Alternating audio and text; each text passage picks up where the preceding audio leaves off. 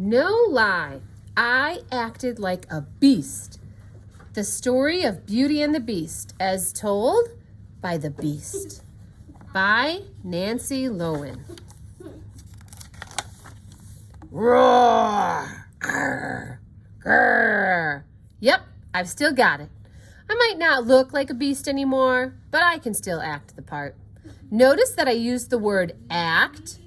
Acting changed my life. It got me into trouble. It got me out of trouble. It even got me the girl of my dreams.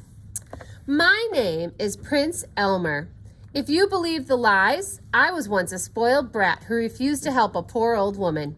Here's the real story. As a young prince, I was shy. So shy that I wouldn't even answer the phone. And if a pretty girl came around, forget it. One day, I read a notice in the newspaper. Theater auditions for the Three Billy Goats Gruff. I decided then and there that I was done being shy. I was going to find my voice as an actor. Of course, I wanted the best part in the play, the evil troll who lives under the bridge. So I practiced and practiced. I barked and hissed.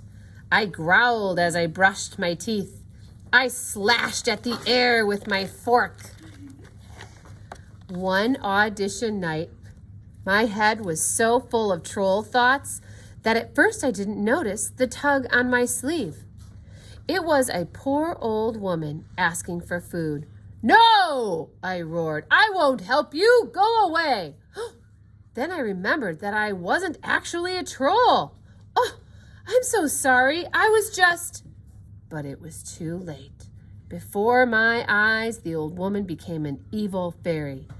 "Fool!" she cried. "You act like a beast. You shall be a beast. But you don't understand. There is only one way to break this spell," the evil fairy said. "A woman must fall in love with you in spite of your looks." She snickered, like that's going to happen. I must have fainted, because the next thing I knew, I was in a strange castle in the woods, alone. That was the worst time of my life. I was hideous. Oh, sure, I had all sorts of fine things, but I had no one to talk to. To pass the time, I kept up my acting studies. In the garden, I put on one-man shows for the birds and the butterflies. Then came the stormy night that changed everything. A lost traveler took shelter in my castle. I remained hidden, but I made sure he had everything he needed. It felt awfully nice to have company. The next morning, as he was leaving, he took a rose from the garden. That gave me an idea. Maybe I could trick him into coming back. I'm not proud of what I did next, but it worked.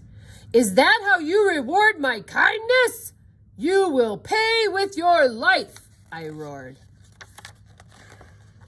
The man begged to say goodbye to his family. He promised to return, and he did, with his daughter named Beauty. Beauty had vowed to take her father's place. She felt responsible because she was the one who'd asked for a rose. For me, it was love at first sight. For her, not so much. Who could blame her? I had fur growing out of my nostrils, and I smelled like a barn.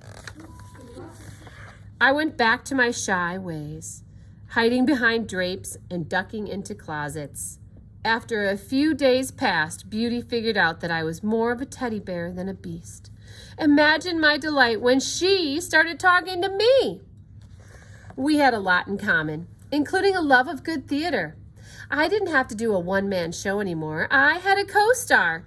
The more Beauty and I acted together, the more she got to know the real me. One day, Beauty asked to leave the castle. She wanted to visit her family.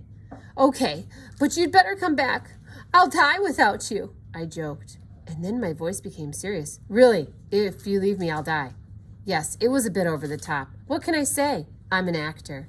And with that, she left. When Beauty returned, she found me lying on the ground next to the rose bush. I tried not to breathe. "Beast!" Beauty cried out. "Oh, no!" Her tears poured onto my fur, but I didn't move. Oh, Beast, you're the ugliest creature I've ever seen, but I can't help it. I love you. I do. And just like that, the spell was broken. I got my happily ever after. I was a prince again. I married Beauty. And together we've opened the Prince Elmer School of Beastly Good Acting. You should take a class. It just might change your life. No lie, I acted like a beast.